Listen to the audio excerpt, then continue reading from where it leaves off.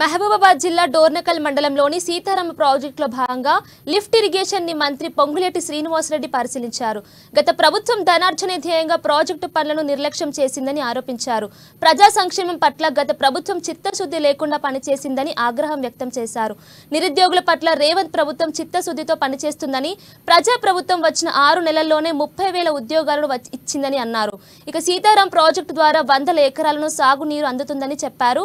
Project పనులను త్వరితగతిన పూర్తి చేస్తామని మంత్రి తెలిపారు.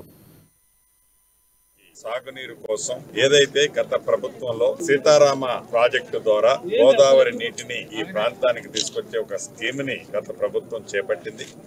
ఈ స్కీము రీడిజైన్ పేరుతో ఆనాడు కాంగ్రెస్ ముఖ్యమంత్రిగా దివంగత నేత రాజశేఖర రెడ్డి గారి టైంలో రాజీవ్ సాగర్, ఇందిరా సాగర్ పేరుతో జలయజ్ఞంలో భాగంగా ఏవైతే ఉమ్మడి ఆంధ్రప్రదేశ్ లో చేపట్టిన ప్రాజెక్టులో భాగంగా ఏర్పాటు చేసిన ఆ స్కీములనే రీడిజైన్ అనే ఒక పేరు పెట్టి ఆనాడు ఈపీసీలో 2,800 కోట్ల ఖర్చుతో సుమారు 2,75,000 ఎకరాలను సాగులో తీసుకొచ్చే రాజీవ్ సాగర్, ఇందిరా సాగర్ ని రీడిజైన్ పేరుతో డిజైన్లు మార్చి పేరు మార్చి మొదటిగా 9,000 కోట్లతో శాంక్షన్ చేశామని చెప్పారు.